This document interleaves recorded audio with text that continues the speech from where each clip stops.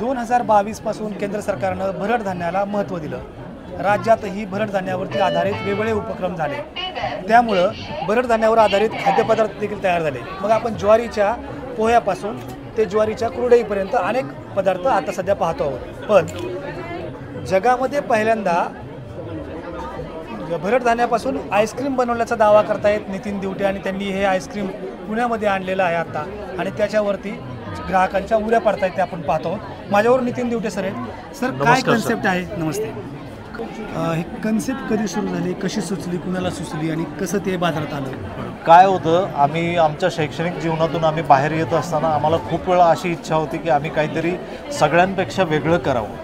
कर्मधर्माने आणि आमच्या आईवडिलांच्या आशीर्वादाने, गुरूंच्या आशीर्वादाने आम्हाला खूप काही शिक्षण घेण्याची संधी मिळाली आणि या शिक्षणाचं सोनं कसं करावं, तर समाजाला एक दिशा देत असताना तो किती उत्कृष्ट पद्धतीने समाजासमोर एखादा दिशादर्शक ठरावा हे संकल्पना घेऊन आम्ही हे मिलेट्स आईस्क्रीम ही आम्ही डोक्यातून घेतली. खूप वेळा आपला शेतकरी आपल्या बांधावरती जमीन कसून त्यामध्ये धान उगवतो, पण त्या धान्याला बाजारपेठ मिळते का नाही अशी एवढी साशंकता असताना सुद्धा या मिलेट्समध्ये आम्ही आईस्क्रीम कसं बनवता येईल याचं संशोधन आम्ही सुरुवात केली आणि ते अस्तित्वात सुद्धा आज आम्ही आणलं. आज आहेत तुमचे जवळजवळ 16 वेगवेगळ्या फ्लेवर्समध्ये आम्ही सक्सेसफुली आईस्क्रीम लॉन्च केले. कसे ते तुम्ही बघू शकता.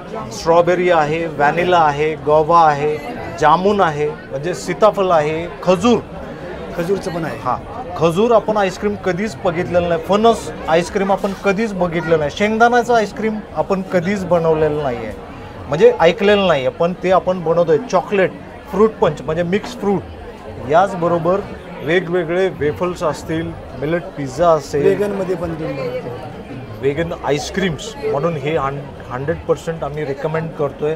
हे पूर्णतः एक शाकाहारी अन्न आहे ज्यामध्ये दुग्धजन्य कोणतेही पदार्थ नाहीत.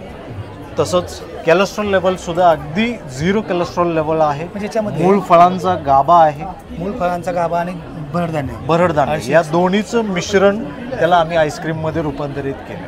हे कसं शक्य झालं? त्याला किती वर्ष लागली किंवा काय? खरं तर एक आमची जी टीम आहे, मॅन्युफॅक्चरिंग टीम, ही कंटिन्युअसली 2 वर्ष 24/7 वेगवेगळ्या R&Dमध्ये होते. खूप वेळा काही एखादा घटक जादा व्हायचा, एखादा कमी व्हायचा, कधी चव यायची नाही, कधी चव चांगली यायची, पण त्याचा इम्पॅक्ट व्यवस्थित येत नव्हता, त्याचा फील येत नव्हता. अशा खूप साऱ्या R&Dमधून हे शेवटी आम्ही हे चर्निंग व्यवस्थित आमचं झालं आणि हे सक्सेसफुली आम्ही लॉन्च केलं. हे बाजारात येऊन जवळजवळ एक पावणे 2 वर्ष झाले. आता मला सांगा, समजा याच्यातलं पेरूचं आईस्क्रीम आहे, त्याच्यामध्ये भरड धान्याचं प्रमाण किती आहे आणि फळाचं प्रमाण किती आहे?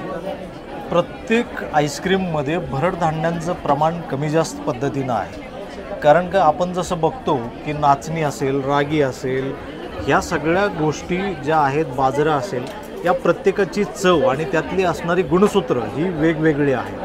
आपल्याला जर मूळ फळांच्या गाभावरती जर काम करायचं असेल तर त्याच्याशी साजेसं जे काय गुणसूत्र भरड धान्य आहे याला आपल्याला जास्त प्रमाणात मिक्स करावं लागेल. पण सर्वसाधारणपणे आमची सगळे भरड धान्य यामध्ये मिक्स करण्याचा आम्ही प्रयत्न केला आहे. कारण का प्रत्येक भरड धान्याचा एक युनिकनेस आहे. त्या युनिकनेसप्रमाणे त्याची ताकद व गुणवत्ता गुणसूत्रसुद्धा आहे. साधारणपणे आता तुमच्याकडे कोणती हे आता आपण जर बघितलं तर आम्ही गेले 3 दिवस आम्ही या जत्रेमध्ये आहेत आणि जत्रेमध्ये आमचा पूर्णपणे लोड हा जवळजवळ खूप मोठ्या प्रमाणात सगळा कमी झाला आहे. तुम्ही बघू शकतात, आज दिवस पूर्वसंध्येला संध्याकाळीसुद्धा आपल्याला स्ट्रॉबेरी दिसते, फणस दिसतोय, सीताफळ दिसतोय, जामून दिसतोय.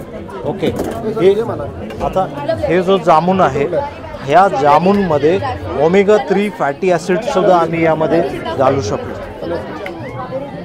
तसंच आम्ही 500 ml custard Apple, strawberry, vanilla, jamun हे सगळे फ्लेवर्स आम्ही त्यामध्ये बनवू शकलो आहे. हे फॅमिली पॅक आहे, तसंच छोटे स्कूपसुद्धा आहे. तर ह्या 2-3 दिवसामध्ये तुम्ही इथं आलेला आहात, तर किती रिस्पॉन्स आहे, कसा ग्राहकांचा प्रतिसाद आहे, ग्राहकांनी खाल्ल्यानंतर ग्राहकांची काय भावना आहे? सगळ्यात पहिला येणारा ग्राहक चकित होतोय की अरे धान्याचं आईस्क्रीम कसं काय. बरं. आणि जेव्हा तो खातोय तेव्हा तो एक आईस्क्रीम खात नाही तर 2-3 आईस्क्रीम तो स्वतः खातोय. त्याचबरोबर त्याच्यावर आलेल्या सवंगडी असतील, त्याचा परिवार असेल, या सगळ्यांच्या बरोबर तो सगळ्यांना त्याचा आनंद द्विगुणित सगळे करतात. म्हणजे खूप छान रिस्पॉन्स आहे आणि खूप उदंड प्रतिसाद मिळालेला आहे. असं म्हटलं जातं की 2029पर्यंत शेती आणि शेतकऱ्यांचं युग येईल, पण त्यासाठी गरज आहे अशाच कल्पनाशक्तीची आणि त्याला जोड असेल तंत्रज्ञानाची.